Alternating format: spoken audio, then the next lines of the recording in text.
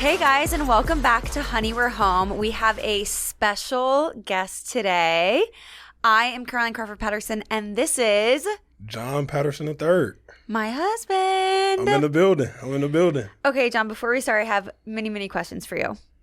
I want to say before I start, I want to say I'm proud of you. Oh, that's nice of you. You're amazing. Are you going to cry? No, I'm not going to cry. I'm just saying, like, I'm hyped for you. I'm proud that you're doing this. And I've been listening. Sometimes I'll turn the volume down a little bit just so I can get my play in. Yeah. But you're an inspiration to me, and I'm hyped to be on here. You're nice. I am. I'm coming with the vibes today. I didn't think... Yeah.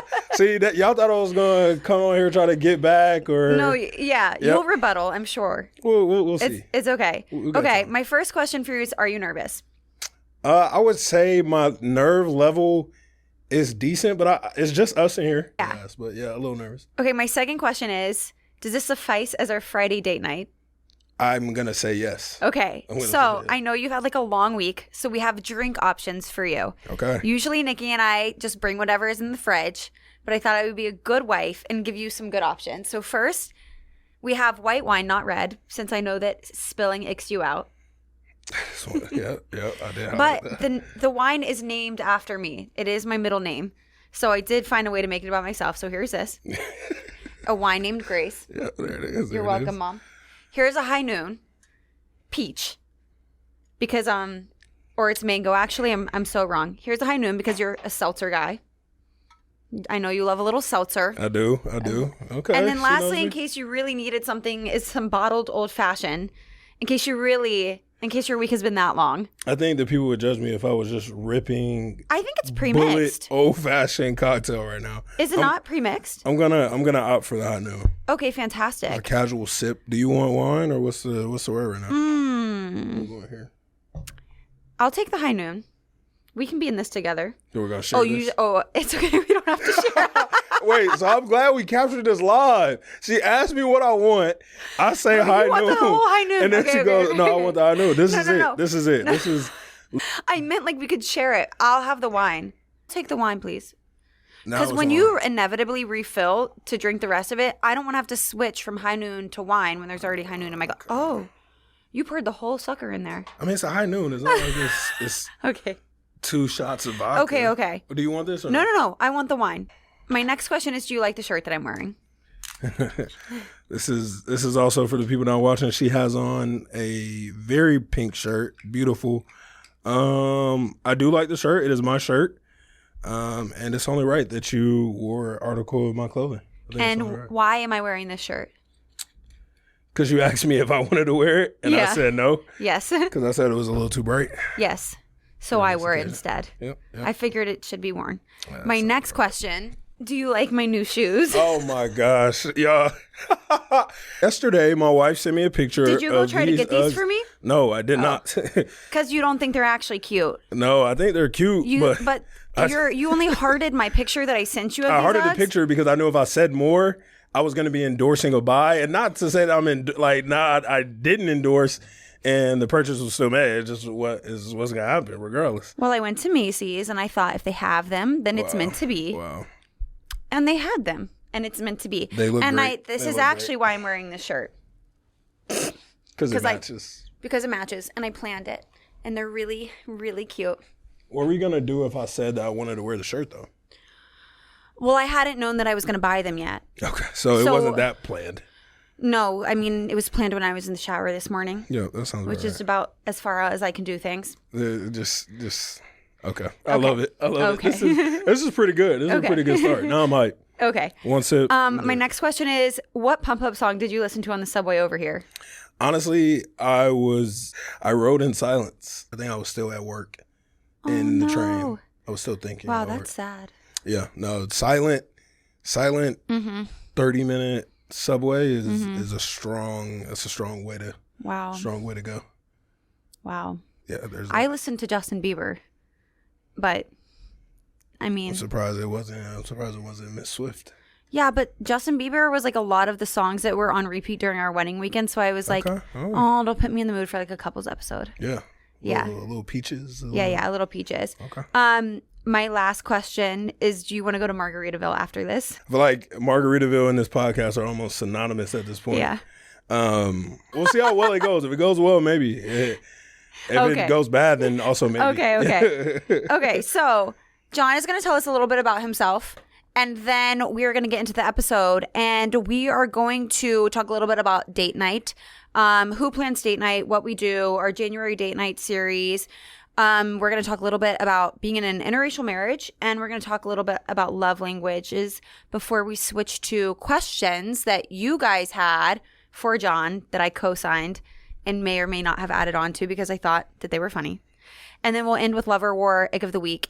And somewhere in there, we'll get some suggestions from John about some date night recommendations in the city. Yeah. I'm excited. Ready? Okay. Yeah, give us a little intro. I'm the oldest of 3 boys from Chicago, North Chicago originally, suburbs of Chicago. Grew up outside Atlanta. Played football, work in finance. I'm not a finance bro, but I do work in finance. John was a finance bro. And let me tell you something, that the picture of John as a baby that circulates around his family I mean, I had a button down on and some slacks, but that you was, were a toddler. I was actually dressed up as Bob the Builder more no, you were not. It was literally a button down, probably the same pattern you still wear to polo, work this it day. was like an Oxford. You had the belt on. You had the khakis on, pulled up to your Some little loafers. belly button, and you had your hands in your pocket. Every picture of you got your hands in your little Always pockets. been fresh. I had a hammer too. A hammer, a ladder. It was the whole deal. Yeah. I mean, I'm not the only person that thinks that, and I just want to make that clear. I am.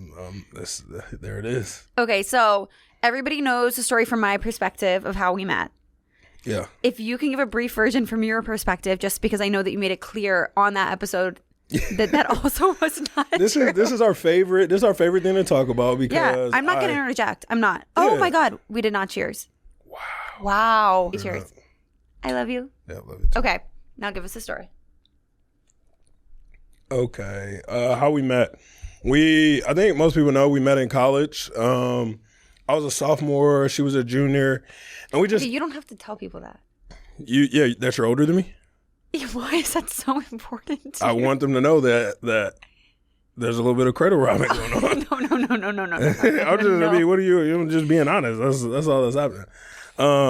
So yeah, I think we had class together. It was an 8 a.m. class, public speaking. And obviously, like, public speaking is the last class you want at 8 a.m. But it also is like one of the few classes that you end up talking to people in the class, or someone is like, there's a lot of focus on one person. You're standing up, you're presenting. And I had all of my buddies in this class. So it was a pretty fun class. And Wofford is a small school. That's when we went to school. It's like, I feel like at that point in my sophomore year, I knew everyone on campus. Mm-hmm. And you went up to present, and I was like, who is this? Like, I feel like I had never seen you before.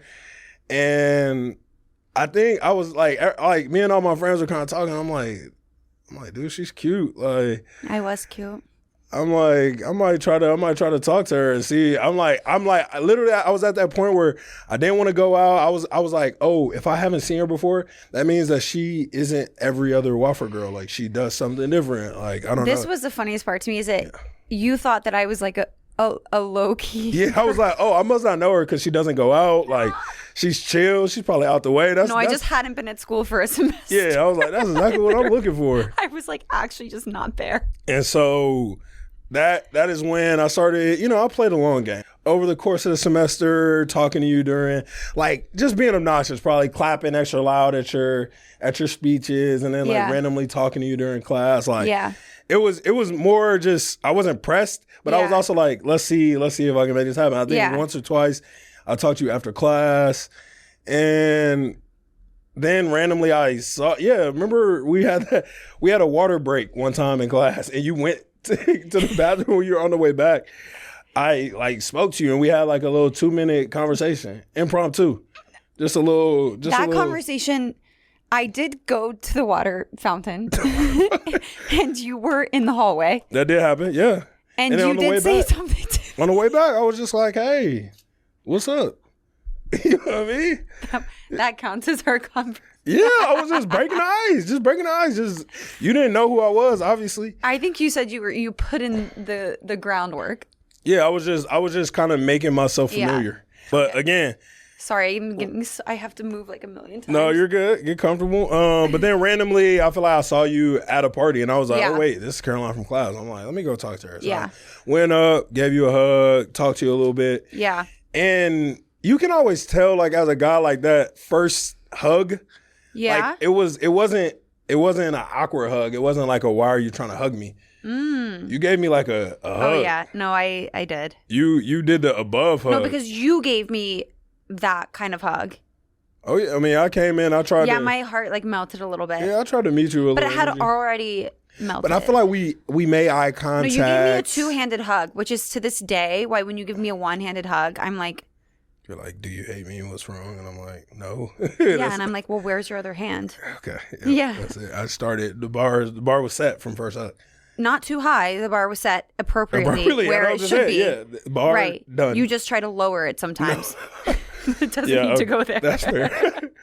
So, yeah, I was like, hey, I think it would be cool if we hung out sometime. And you were like, like outside of class? So I'm like, yes, outside of class. Yes, like, outside of class. That would be cool. And we started hanging out. And I started to get to know you. And the rest is definitely history. Not really. It's a long story after that, but it's cool. There's stuff in there, but it definitely is. Okay. That's the story. Well, I hope you feel better now that everyone's story is on record. Yeah. Okay. The story's on record, and it will never be agreed upon. That's hilarious. And that's fine. I love it. Yeah. At the end of the day, we hit it off, and we're here today, going almost on 3 years of marriage. Like we're 2. Yeah, we're doing well. 2 and 7. Yeah, we're 2 and 7. Locked in. Okay, so it is January. John and I do January date nights every year, or, like we've tried to start this tradition. We want to talk a little bit about date nights. And so I want your perspective on kind of date night theories, like tell us about the January date night, how it came to be, how it works. Also talk to us about spontaneous date nights. Yeah. So I think date night theory, or I'll start with the January date nights. January, it's a tough month. Especially in New York. It's dark, it's cold. You have every excuse to sit in the house. Normally when you start the year, work is busy, you're kind of in that grind mode. And so I think we wanted to be intentional because I think we were finding that seasonal depression is a thing, and sometimes you're just not feeling good. Which was our last week's episode.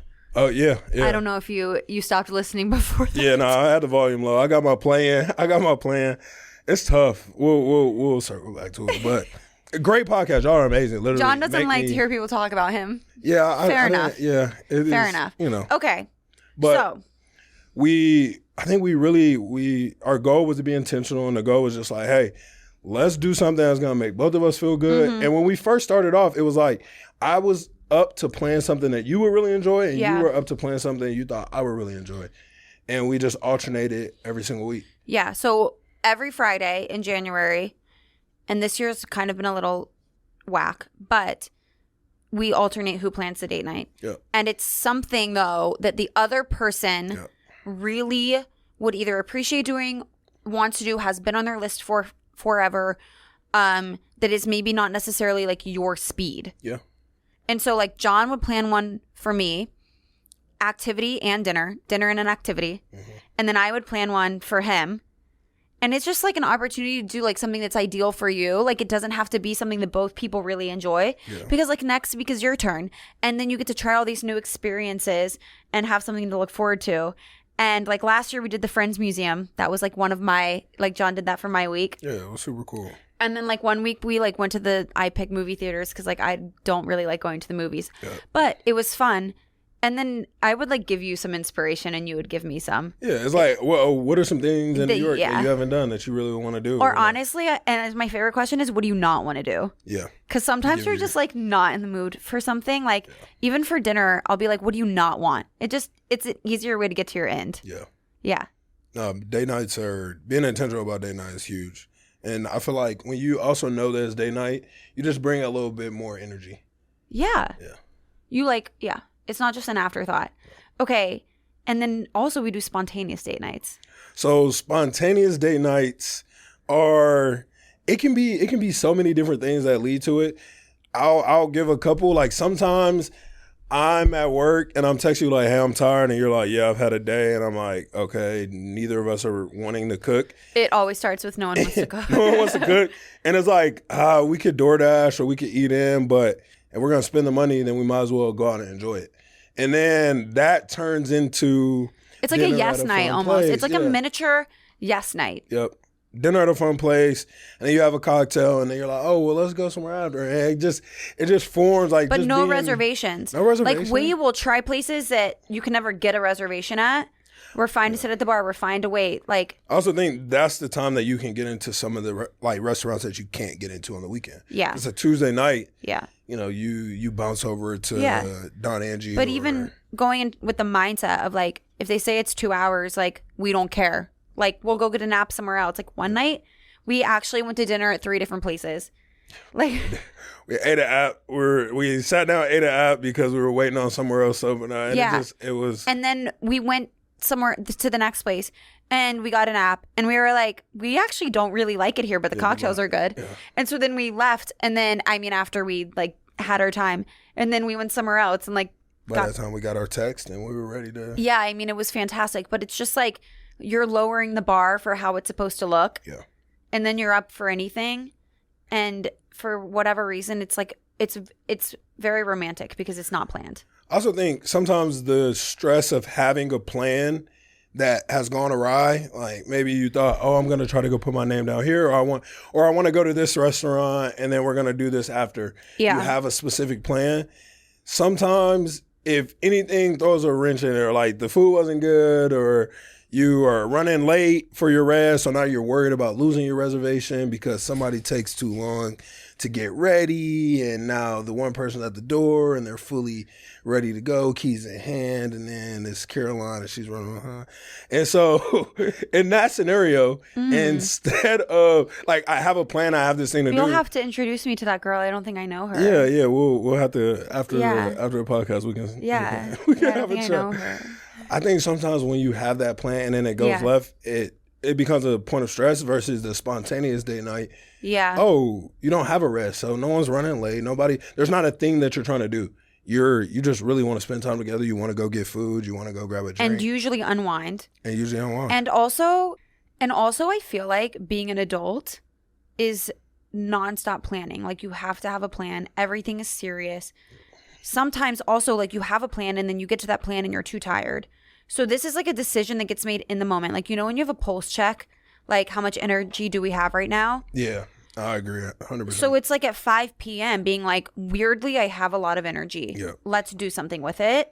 You always feel bad. There's that meme. It's like, oh, I made my social side of me made plans and my introverted side is decided not to show up. It's like, when you do something spontaneous in the moment, then... It's like the grown-up version of like living with your friends in college where you're just like, oh, I feel like doing this. Anybody want to go? Yep, let's do it. Yeah. And so, but you have to be down for it because for a while we were not down for that type of vibe. Like we were like, well, we didn't make a reservation and we didn't plan this and we don't know where we want to go. And it's going to be all this decision making. And you just have to commit to like not being that side of yourself for the evening. Yeah. And it's nice. I agree. Yeah. Sometimes we end up at the cigar bar. That's awesome. Yep. And like you said, it's great after happy hour. Yep. If you're already you already have a happy hour for work or you're kind of already in a fun mood, it's so much easier to say, oh, let's keep the night going. Let's see where this takes us. Yeah, we keep the night going until you want to go home and I want to stay out. Yeah, we're gonna hit that wall every time. Yeah, every time. Every time. Unless I'm coffeeed up and straight up espresso martini at the table, then it's not. It's probably it's not gonna work. Yeah, I like have multiple walls of like, oh, I got my second and my third one. If I blow past all of those, I'm up for the night. Yeah. Like I'm always tired, but if I blow past those, I'm along for the ride. Yeah. Sitting in the corner like, okay, it's time to go home. But yeah, I think date nights are great. I think the January date night is a fantastic thing, a dinner and an activity. Yep. I think the spontaneous date night is a fantastic thing. Who do you feel's job it is to plan date nights? I wouldn't say it's any person's job. I would say that you should do it off the person that has capacity. And like, if you're now, you kind of have to be cognizant or you have to be observant. Hey, my wife is the one that always has capacity, or they're the one that always are doing it. So like, if you're always the one that's planning, then I think it will feel nice if somebody else like stepped up to the plate. Yeah, because sometimes you do think that somebody's doing something because they always have capacity, and then you have to like kind of take a step back and say, are they doing it because they always have capacity, right, or are they always doing it because I'm not doing it and it needs to get done? Yeah. I think that's fair. I wouldn't say it's on one side. I think the most important thing is, you know, having communication on, hey, you know, what are you looking for? Do you have the energy for this, that, or the third? Yeah. And then, you know, I think switching off also gives different vibes. So for me, if I plan it, there's going to be a certain thing that I'm going to lean towards, versus when you plan it, we always end up at omakase, or we always end up doing something different. Are you saying that I'm predictable? No. Not like when I say always, you push us to do new stuff. Like the first time we did omakase, the second time we did omakase, those were both you. I always like look at them like, it's too much of a much of a hassle. Like I don't want. Well, you just think you're never going to be full. That's actually the number one thing I think. And then you always end up full. Yeah, I do. But you do always order extra. Yeah, we get to the end and you're like, and so what other 3 things do you want? I liked 8 of those. Let's do another round. No, not a whole other round, but yeah. No, I would never. Okay, so do you want to give us your top 3 recommendations in the city, or just date night recommendations?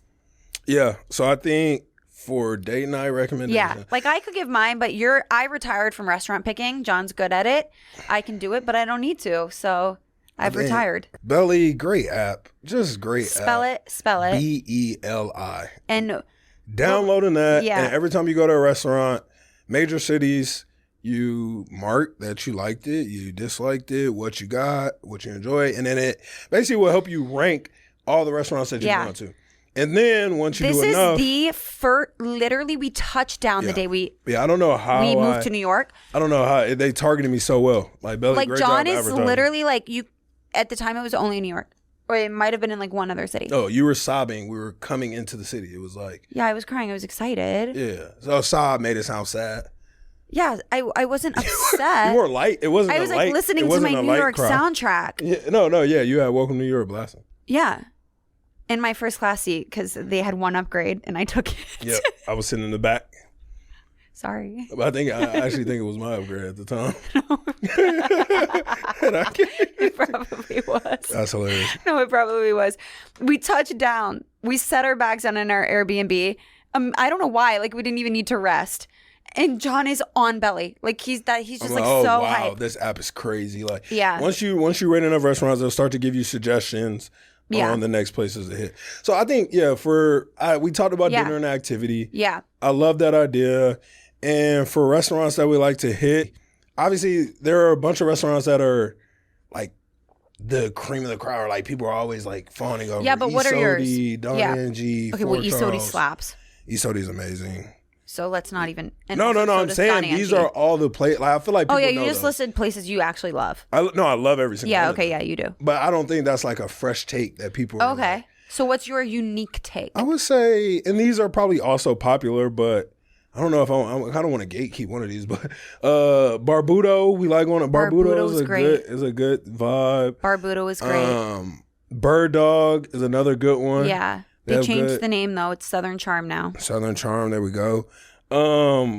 We really, really enjoy Leroy House. That's like that's the one you wanted to gatekeep. I almost didn't say it, but that's our neighborhood restaurant. I want to gatekeep that too, but kind of went there like twice a week. Yeah, Leroy House is great. Chicken. Yeah.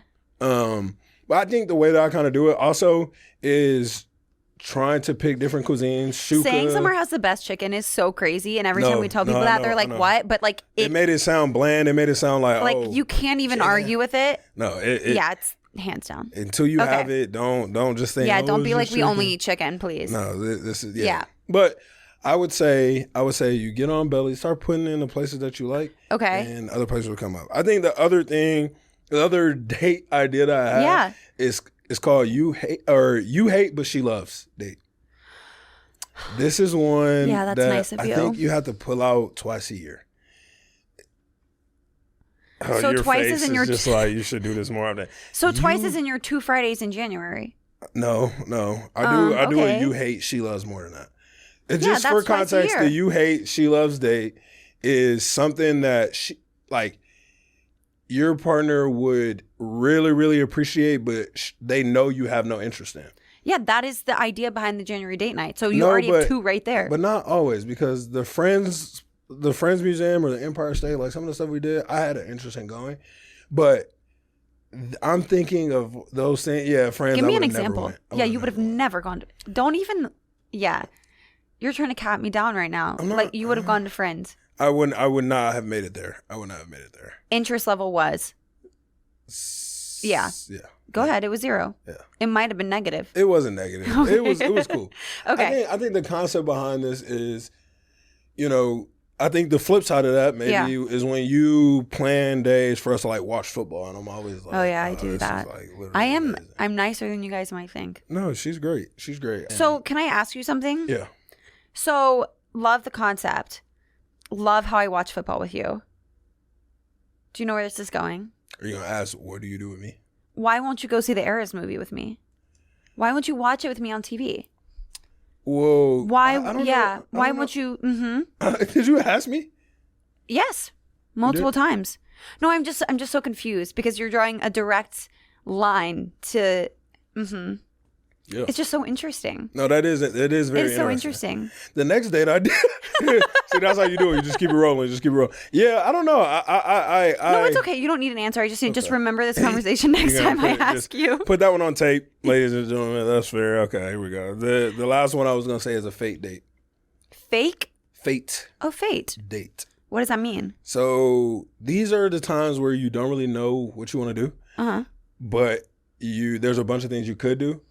And sometimes we have decision fatigue, so we don't say, oh, I want to do this, this, and this. Yeah. So you just write them all down on a Post-it note, throw them in a bowl, and pick out 2. Oh, I like that. And do those. Or the other option is like, okay, I live here. I'm going to try a new neighborhood. Yeah. I'm going to go to the Beltline. I'm going to go downtown. I'm going to go to West Loop. I'm doing different cities. Yeah. Like, I don't know, whatever that looks like for you, but...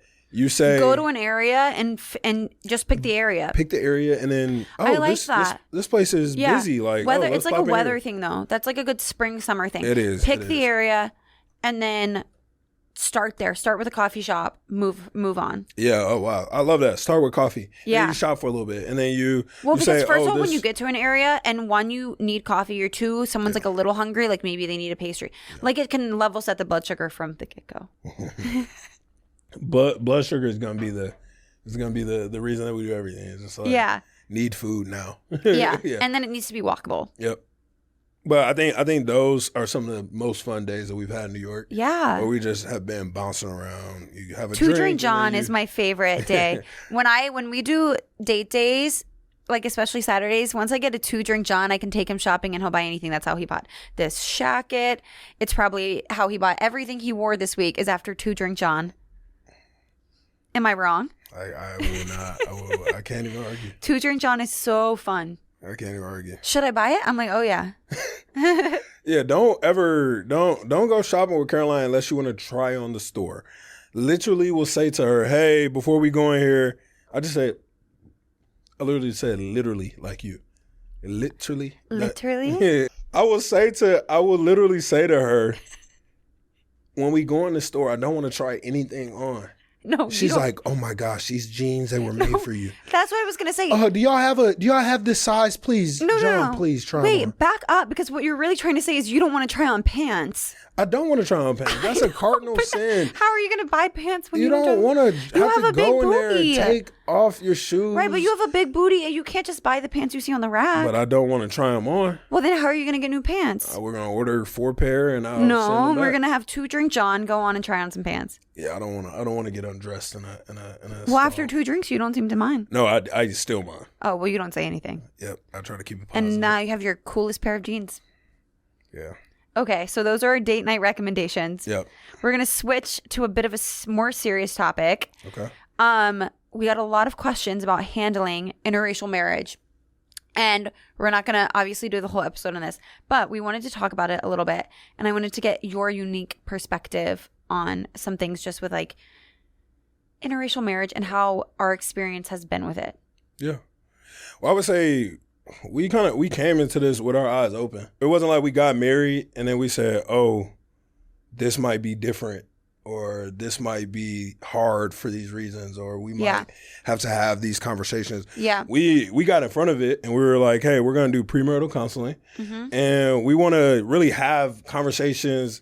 We did. And how did we even chose our premarital therapist? We or made I guess sure, we made sure it was a person of color and also a woman, because I think just that was for me. Yeah, I think just both of those were super important for us. So I think number one, getting in front of it, it already allowed us to have some perspective when we came into marriage. There are going to be different conversations, especially when you talk about having kids, when you talk about families, when you're talking about feeling safe, when you talk about us being a unit and then going out into a world that is obviously a lot more diverse, but there still feels like there's a tinge of, be with, someone that fits into your culture, fits into, and that's honest. And honestly, like sometimes it feels easier, right? Like you don't have to have certain conversations, you don't have to have certain realizations, or you don't have to be exposed to different things in a certain way. It feels more comfortable. But I feel like us having those conversations beforehand just gave us a lot of strength as we just experienced things. Yeah, I don't think that we avoided those conversations. Yeah, I will give props to you, because when you had those feelings or like obstacles, you came to me and we talked through them. Yeah, like it was never something that you didn't feel like you could talk to me about. Yeah. No, I agree, and I feel like we're being vague. I guess like for just transparency, I feel like we had a very candid conversation about like just me feeling almost, I don't want to say like, is guilty the right word? Guilty is a version of it, but it was just, I just felt a way about the society that we live in and how Black people are treated, how Black women are treated. And I just felt like for me to be in an interracial relationship above all of that was kind of like, it almost felt tone deaf to a certain extent. Yeah.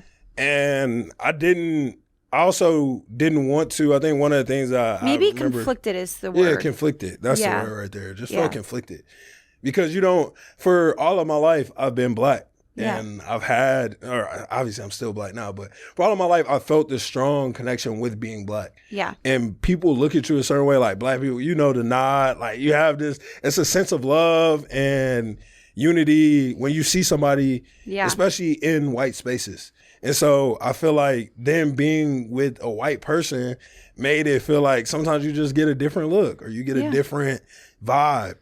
And or even when we had experiences where like it wasn't just a different vibe, like it was a comment. Yeah. Or it was something said to somebody else. Yeah. Or it was a look that was very clear given to you. Yeah. Like those were things that you were experiencing for the first time. Yes. Yeah. Yeah, of course, like that hadn't been something that you'd experienced in your like Blackness up until that time. Yeah.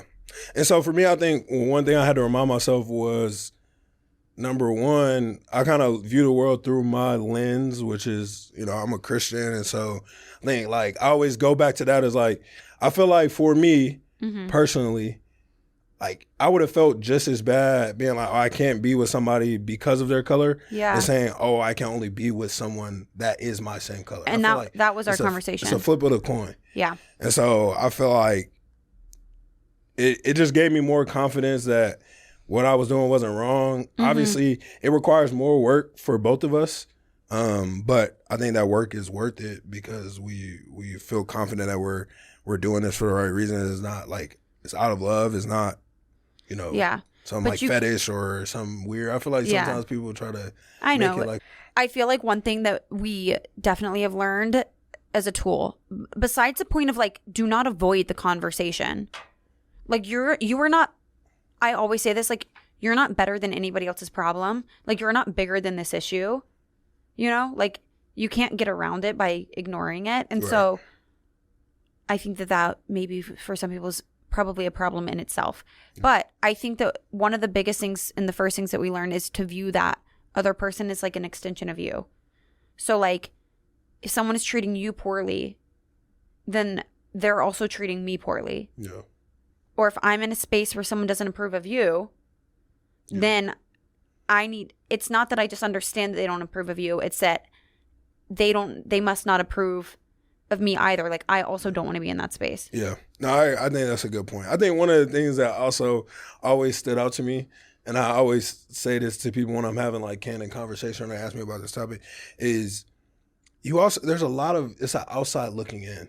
Yeah. A lot of people will make a judgment just by the first pass. Yeah. But every single person that you've met or that I've brought you into a room, now every room has not been receptive every single moment, right? But I feel like for the people that I've encouraged you to have a relationship with, whether it be mom, aunts, cousins, friends of the family, whatever it is, you've like created relationships with every single one of them in a way that has made me feel way more comfortable about who you are.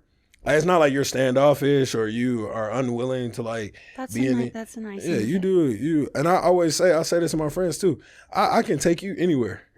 You're going to be fine regardless. You could be the only white person there. You're going to be fine because you just are such a bubbly spirit. And I know that you probably get nervous too because sometimes I feel uncomfortable when I'm in a space and I'm the only person of color. It can be weird, but I feel like your intentionality in those moments, I feel like shines through.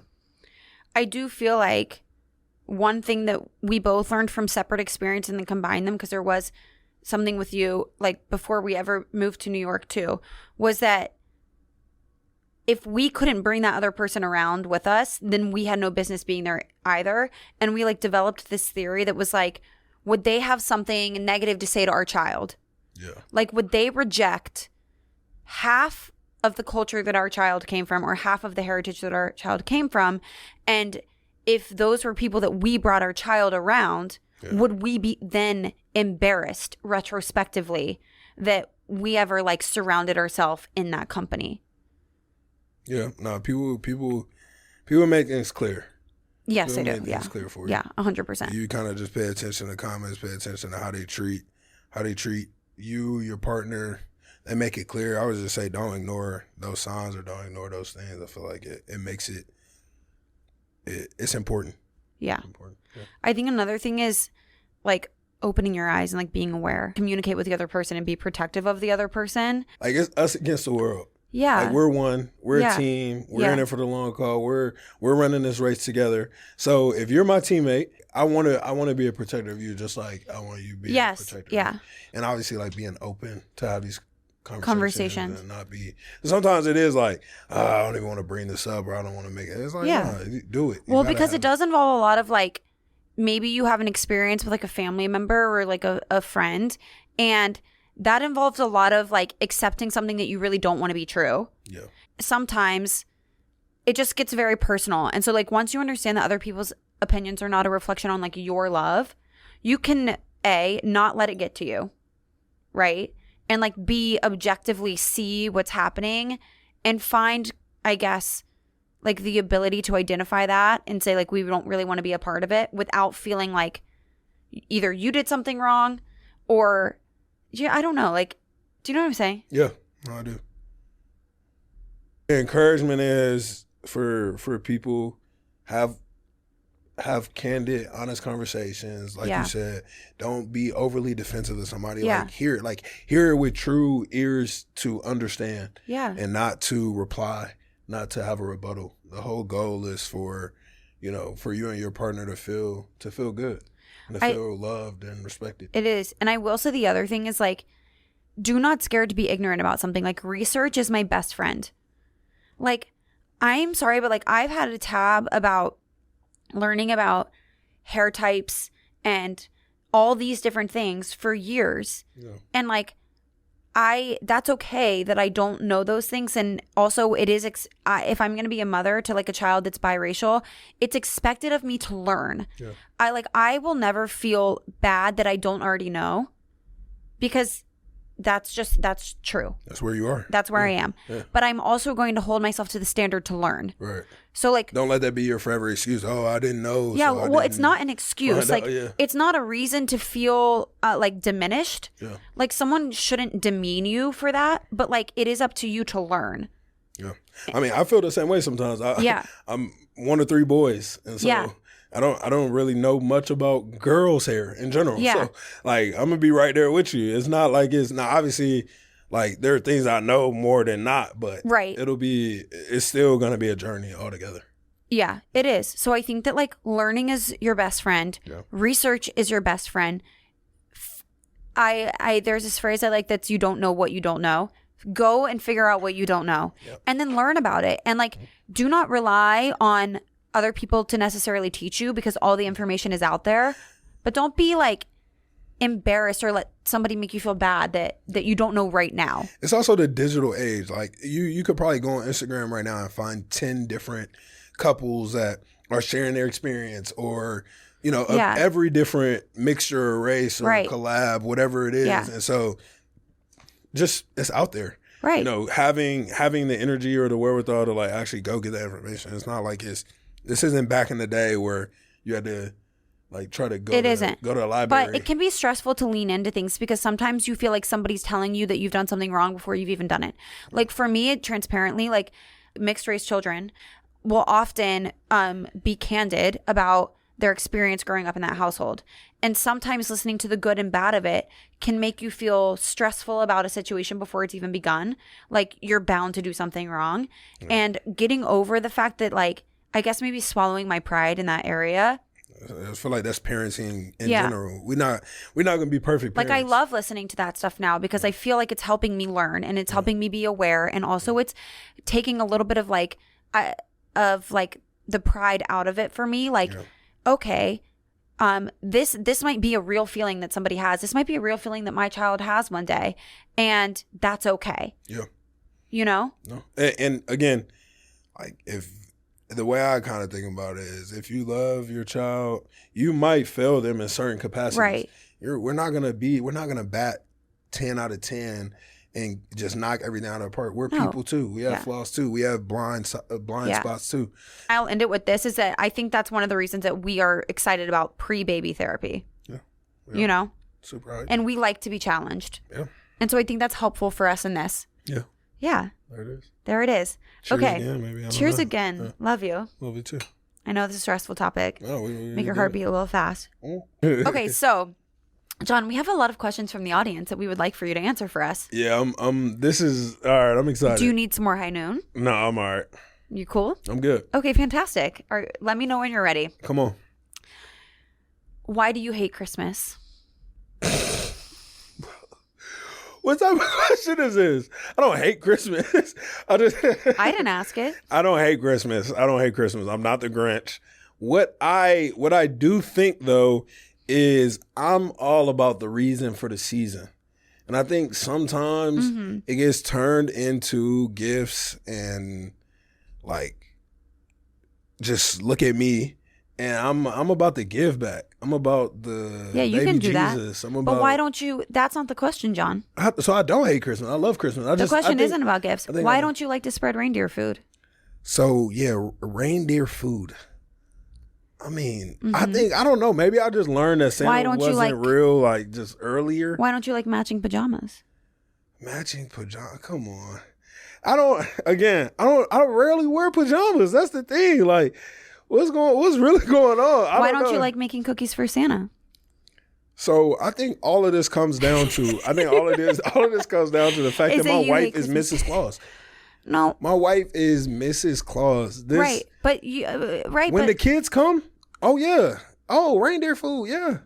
Right now, I just feel like I'm grown. I'm in my grown age. You're gonna be so. I know it's so annoying. That's what it is. I'm grown. I'm not so a kid annoying. no more. Like you aren't. You're literally 27. Like pipe down. I know, but I'm not a kid. So you think you're in such your little adult phase. I'm like, I am a kid. I'm a child. Yeah, you're because that joyful. That's what it is. It brings.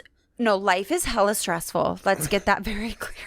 No, I know, but you want to like bring that stuff back. I mean, it doesn't hurt anybody to have Christmas spirit, John. Why do you hate Christmas was the question. Yeah. That's gold. So do you hate Christmas? No, I don't hate Christmas. I want that mic check. I want that on the docket. I do not hate Christmas. Do you feel like your level of Christmas enjoyment has increased over the years? I just think we enjoy Christmas different ways. Oh my God, you're saying that all these years of work and you don't enjoy Christmas? Yeah. No, it's increased. Oh my God, thank you. There it is. Wow, I was going to have a bit of a... No. Some I'm heart looking at palpitations camera two. It's increased. Oh my God. Okay. All right, moving on. What have you learned from... Have you read these questions yet? No, this is great for me. What have you learned from joining an all-girls family? This is so great. I'm so happy you haven't read these. I've literally learned a ton. I'm gonna go ahead and tell you a quick story. I don't even know if I can tell the story. I was like in the bathroom. I'm like, yo, what is this like soft? Like it's like a circle. I thought it was a makeup. I thought it was a makeup pad. It was and I was like, Claire, what is this? I'm like, why is this on the floor? Oh, that's a nipple cover. Oh my God. I didn't have my hands all on it, everything. I'm like, bro, what is going on? First off, y'all fight and then are best friends again in the same moment. I can't do it. Y'all would literally be in a screaming match. And then I have to leave the house and I come back and I'm like, y'all are all cuddled up on the couch. One time, was this around our... No. One time we had two friends coming in town, Bryce and Chrislyn, for the beach.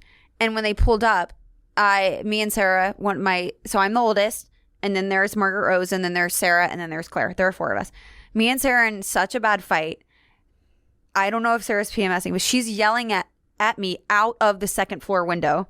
And I'm in the backyard. Yo.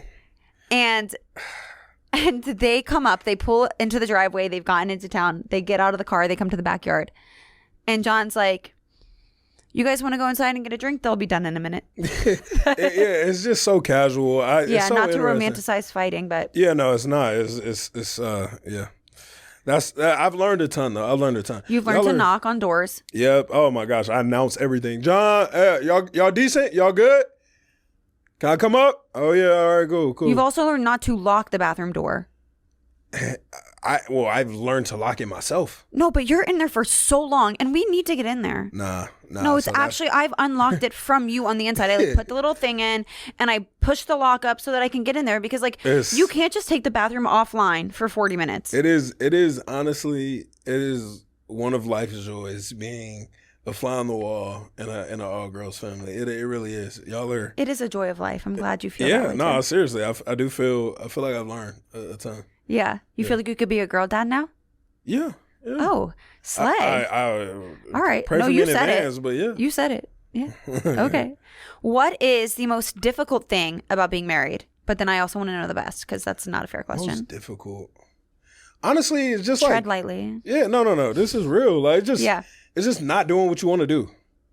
Like, there are some times where you want to do A, and it might not be, you can't do it.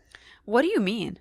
Like, sometimes I'll just want to veg out and be in a dark room and watch like football all day. Yeah. But like, we might have already had commitments to do something. It's like, or like, yeah. You add I'll take in the that. holidays. If that's your worst thing, that's fine. You add in. I'm not saying. We don't have kids, so yeah. I'm not saying like I don't get to do what I want to do, but I don't get to do what I want to do. I don't. Not all the time. Awesome. Not all the time. No. I'm not saying it in a bad way. See, here I am qualifying it, but that's just, I don't know. No, okay. Your feelings are valid.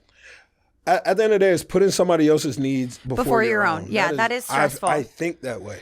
Yeah, being married is a job. I go through my checklist that way. Yeah, being married is actually a job. Yeah, it's putting somebody else's needs before your own. If I could just think about me all day and what I need to do and what I want to get done, it would be. It's a good job. It's a job I like doing, but it's still a job. It pays dividends to the 10,000th degree. But because I love you and you love me, and it's special. But that is the hardest part. Yeah, it is the hardest part. That's like growing up. What is the best thing? Best thing is just like best friendship. I know. Yeah, you my best friend. This girl right here, she know me better than anybody. It's so lit to live with your best friend. We just be in the crib laughing. Yeah. About nothing. Yeah. I come home. That is the best part, is you just get to live with your best friend, and you only have to have a 1-bedroom. Yeah. Right. Share rent. Yeah, I don't know. Yeah. It's cool though. Is marriage what you expected? Marriage is is about what I expected. Yeah. Okay. I feel like share responsibilities, like just sharing life together, doing fun stuff. I feel like living in New York is awesome. Like, I'm glad we're doing this adventure, and it's been really, really cool. Yeah, it's what I expected too. Yeah, it might be better. Really? Well, being married to you is exactly what I expected it to be. Come on. You said yeah. Oh, yeah. Okay. Yeah, like I like that. No, it's awesome. That made me smile. The best phase of our relationship has been marriage. Yeah. Which is awesome. We're firing. Obviously, like, we're No, I think that's awesome. I love it. I love it too. Okay. What is the best way to tell your boyfriend what kind of ring you really want? Yeah, I kind of feel like this is one of those conversations where you can be kind of upfront about it. Yeah. I don't think it has to be like subtleties or like hot, like dropping links or something. It's like, hey, I always think, you're going to wear this for the rest of your life, then let's do it together. You let me know the things that you like, the different things that you value over others. And then I think for me, I wanted to make sure that you were going to smile every time you looked at it. Yeah, I do. So I think you can do that without, like, some people are like, maybe it's an affordable thing. Yeah, you don't have to do that and go way out of depth, but you also can be thoughtful and not just do like, oh, this is what I like, so she'll like it too. I never really wore a ring, and I don't know if people, I know you wore rings before too, but I think just kind of having an idea of what you like made it special. I agree. Yeah. Okay, so just tell them. Yeah. Basically. Talk to them, yeah. Yeah, don't be scared. Don't be scared. Yeah, don't be scared. And it's also, you just like you have to live with that person for the rest of your life. You better not be scared to just tell them what you like. You know what I'm saying? Do you know how, if you don't, there's so much bad jewelry in your future. Yeah. Right, yeah, you're just going to get a random necklace and you'll be like, I don't even like. And it really depends. We have friends who, like, their fiancés just are so great at jewelry and you already know that, so you're just not worried. But this is more for the person that you either have a really strong opinion or you don't think that they're going to know unless you tell them. I kind of think guys don't also like pay attention to jewelry the same way. Like some people are really good at it, but never really was paying attention to what colors you were wearing or what styles you like. It just wasn't on my radar. Yeah. Okay. What is a boy perspective of how to approach the baby convo without seeming pushy? Like timing? Yeah. What is the boy perspective without seeming pushy? This is me telling you I want to have a baby. You're just right. kidding. I did not. Yeah. Honestly, I think you have to have a unguarded conversation about the topic.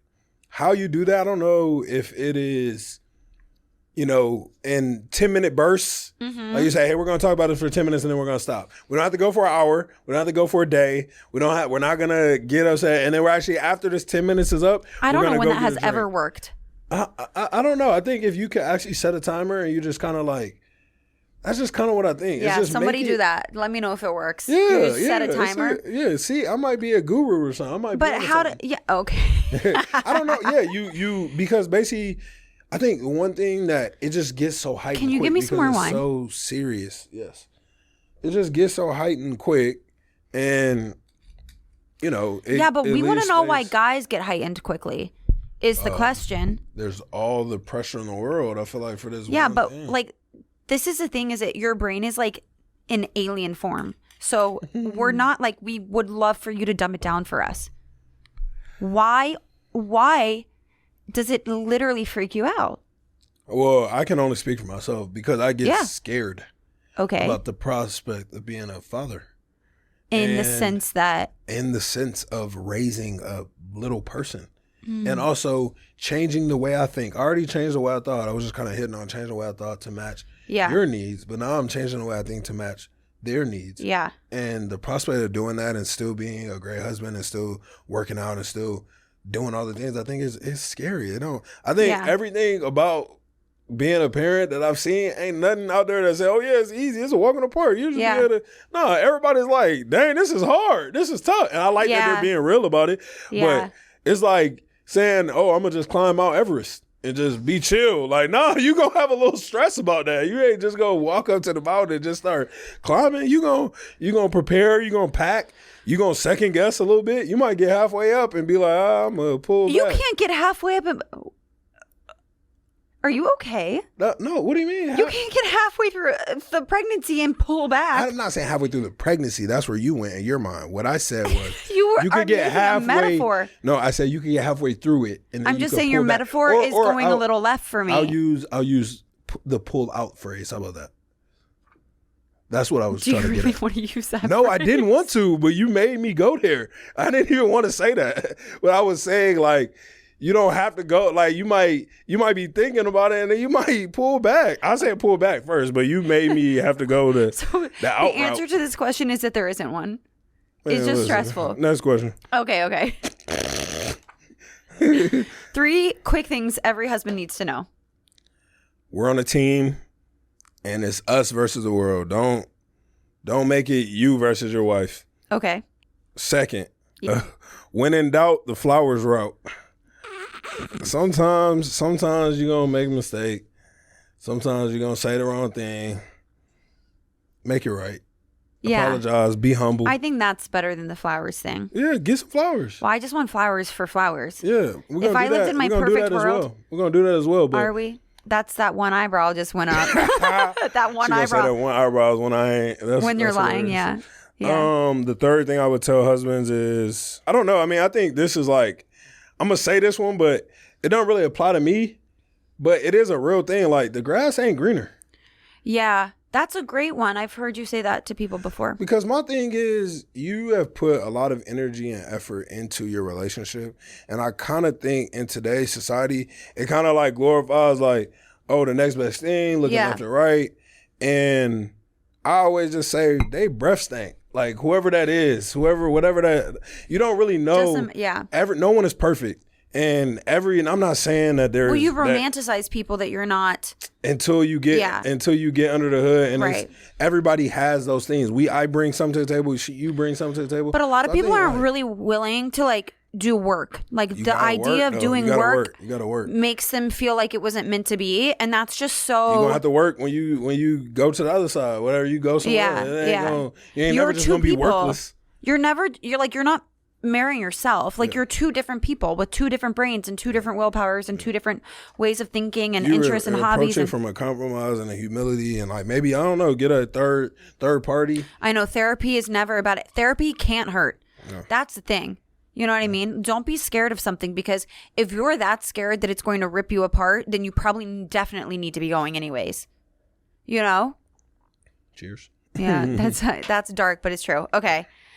What did you tell me that Taylor Swift was wearing to the game last week when I said, is my girl there?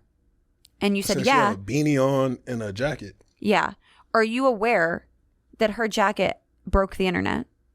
That it wasn't just a jacket? Because I feel like I can no longer go to you for my information. Because she had on because you said she had on a beanie and a jacket. Yeah, she had on a Travis Kelce. Yeah, made by an NFL player's wife. Yeah. Custom. Yeah, it's sick. He was, and I shout out to him. He's not going to hear this. No.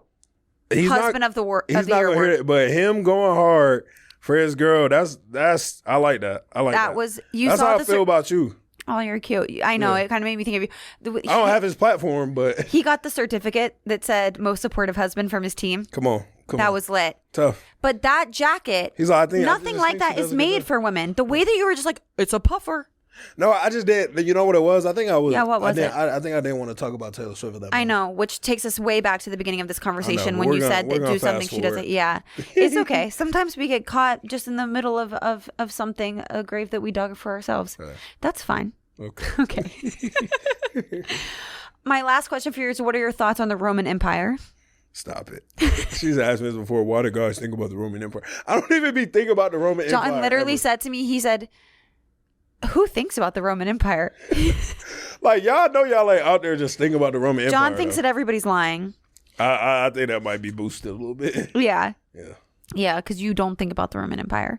The Roman Empire? No. John's answer to me was, do you mean the Bible? Yeah, I'm like, yeah, we talking. Yeah, I guess if in that case, maybe sometimes, but sheesh. Yeah. Just straight up, like, Rome? No. Why would I be thinking about that? The Colosseum? Just fighting lions and, no, I'm okay. Okay. Let's move to our icks of the week. Okay. John, I'm going to let you go first. Wow, ick of the week. So my ick of the week. Ick of the week is bed spreading. Caroline, you. Last night I go to get water. I come back to the bed. I get back in and there's a sliver of bed left. You went to get water? I went to get water. Oh. And there was a sliver of bed left. You're terrible. I had to use the restroom and then I went to get water. I spilled wine on my shirt and then I wiped it off and then I wiped what I wiped off on my pants, but it turns out I wiped on my lipstick, so now I spilled lipstick on my pants. Spillage. Last ick. Rewind to the my ick is that is your ick. You're literally 2 times larger than me, and you're complaining about how much space that I take up. You're just oblivious about spills. All right, if you have a full cup of wine, I'm not talking about the spill. I'm talking about the bed situation. On your lap like that. It's like, why would you even do that? I've made this clear before. I have a disease. Like, my hands do what they want to do. Second of all, my ick is why you take up so much space in the bed. When you're like, I'm taking up too much space, it's because I'm taking up more than 35%. I literally sleep like the letter I. Caroline sleeps like the letter K. Okay. And just imagine if the bed, you basically are going to take We're done with this conversation. K, but K is going to be over my side. Yeah, I know. Yep. Get it, IK. All right. Where's mine? My actual ick was the laundry. Every Friday, John wakes up. We send our laundry on Fridays, and we send our bed sheets out. John wakes up. It's 7:30. I'm still asleep. You want to call for laundry? I don't think that you. No, I don't think that you understand that. I'm still asleep in bed. Okay. To call for laundry means get up and strip the bed. Why would I want to call for laundry when I'm still asleep and I'm still using said bed? Okay. Or you'll say, I'm going to call the laundry real quick. And I'll say, please don't. Because I'm actually the reason why still using the bed with said sheets that I'm going to have to get up and strip to send the laundry out. The place we went to before, apparently your phone just didn't connect to their systems. First of all, that's not a lie. I call and it works. And then you call and it doesn't work. They have me blocked. Well, she got blocked from the laundry. People get blocked. Also, I didn't call. This morning? Yeah, I never called. This is why I asked. Do you want me to call? No, I'll call. And then I forgot. I get home, it's like, big bad laundry. No, I forgot. Cool. Yeah. So, yeah. Moving on. You know. Got a couple empty bins. We also been traveling, like no clothes. Listen, I forgot, and then it was way too late for that to just even be worried about. Awesome, fantastic. There it is. There it is. There it is. Okay. Oh my gosh. Love you. Yeah, I love you too. Let's play Love or War. Okay. Are you ready? I need to get my Love or War card. You do need to get your Love or War cards. Let me put my wine down. Okay. Our Love or War is a game where we read out scenarios and we say whether we love it or it means war. John is going to read us some. Here we go. Husband tells mom she's hungry or she wants to. That is war. What does that mean? Like, you do not understand. What do you mean? If you ever went downstairs to your mom and she wasn't making anything and you were like, Caroline's hungry. Like. I mean. No, and that's the thing, is that men do this. I am not your scapegoat. Don't say, like, first of all, if your mom is... because I'm really hungry, but I'm putting it off on you type? Or even if I am, take the bullet, John. Take the bullet. Like, if we're going out to dinner, but your mom's cooking dinner, and you have not communicated to her that we're going out to dinner, which happens all the time. You got to take it from me. No. I'm the kid. I'm the son, though. No. That you go downstairs and you say, Caroline wants to go out to dinner. Don't you dare do that. Caroline's friends are in town. No. Hey, some of Caroline's friends are in town. We're actually supposed to be That's why this is on Love or War, because it's like, do you think? But that's the thing. It's like blank, like, just like so if we're at your house. No. And your mom made dinner. And you're like, oh, some of John's friends are in town. I was like, yeah, sorry, my friends are in town. You want to know what happened last time I said, oh yeah, John wanted to eat in the airport? That was war for everybody. I should have taken. No. And I ate it. I was like, yeah, I did. Because you actually did. I did. And I had to throw you under the bus for that because I knew that I was going to be in trouble or you were going to be in trouble. Under there. Well, I wanted you to be in trouble. Oh yeah. I don't want to be in trouble. It wasn't my decision. But in the end, I could have come on and said, everybody shut up, leave me alone. I was hungry. And you weren't going to go stick up for yourself like that. So then I realized maybe I should have just thrown myself under the bus, not you. I felt comfortable that time. I said, hey, I hadn't eaten. Be mad at me for as long as you want. I'm cool. Y'all can be upset. Yeah. But in general, don't do that. Okay. That's fair. I see it. If you want to go somewhere, you want to go somewhere. That's war. Okay. Now read me the second one. Husband buys carnations. Oh my gosh. Husband buys carnations instead of roses for Valentine's Day, or multicolored dyed roses resembling Joseph's coat of many colors Walmart version. Love or war? That's war. Yeah. This is wow. Yeah, the reason this is funny is because on a specific Valentine's Day, John came home with flowers. Caroline, that were multicolored dyed roses of very interesting colors, resembling Joseph's coat of many colors from Walmart. Caroline was like, I don't like roses. And I'm like, oh, okay. So no, roses still for Valentine's Day. Anyways, you still do roses for Valentine's Day. And you know what? You came home with roses and they were purple, pink, blue, green, red. Blue. Stop it.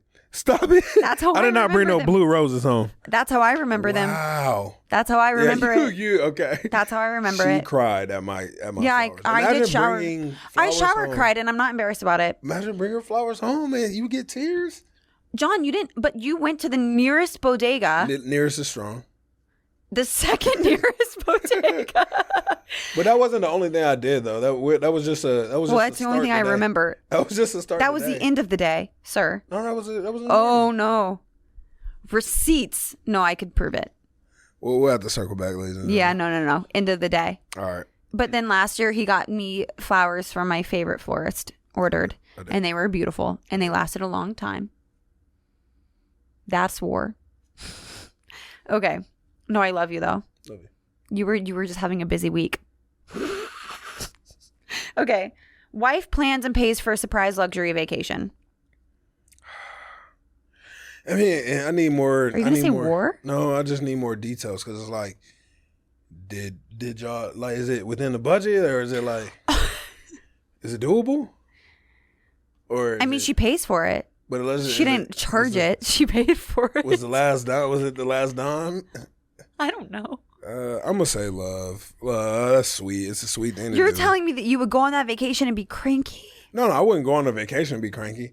But let's just say y'all was just like y'all just. You're getting a real honest John right now because he actually might go on it and be cranky. No. Let's say y'all just had a powwow about like, hey, we need to come back and save, and then like next week it's like, yeah, that would be war. But generally, no, that's love. That's okay. Nice. You come home to an entire room redecorated. Wow. War zone. No, really? Not really, but I like to think of myself as part of our home. What about the time I built that desk? No, that was cool. That wasn't a whole room redecorated. Actually, it depends on how it looks. Like, imagine that you walked in the, I'm a Barbie girl in a Barbie like that time I went to the fabric store and got that swatch of pink and white striped fabric for the couch? Yes. You didn't like that? I did not. I was kind of upset that I even asked you, honestly. Room, like, should fit both people, especially a one-bedroom apartment. Like, it can't just feel like it's just your apartment. I want it to feel like it's our apartment, our home. Okay. Boo-doo, bebop. What was that? The robot noises? That was bad. Listen. All right. A cute apartment's a cute apartment. Yeah, but everyone is like, apartment is not a cute apartment. Did this, and I'm like, yeah. Yeah, but no. But don't even listen to them. Right. Don't listen to them, John, I John. didn't even know you live here. Listen, John, don't listen to them. I feel the same way. Yeah, that's because either they have bad taste or they're used to living with guys that have bad taste. Love it. It's one or the two. Okay, so we're going to wrap up our episode. Yep. Any last words from you? No, this has been great. This has been fun. Yeah? Thank you to the podcast people in the background. Thank you to Caroline and Nicole for having me on. And yeah, I feel like this hour plus flew by. Yeah. And who knows? I might have to get my own little podcast going. Okay. That was a joke. Good for you. Okay, let's cheers. We love you guys. Thank you for joining us. We will see you next Tuesday on Honey We're Home. And you can follow us at Honey We're Home Pod. And until then, have a great week. Have a great week. Bye. Thank y'all for having me.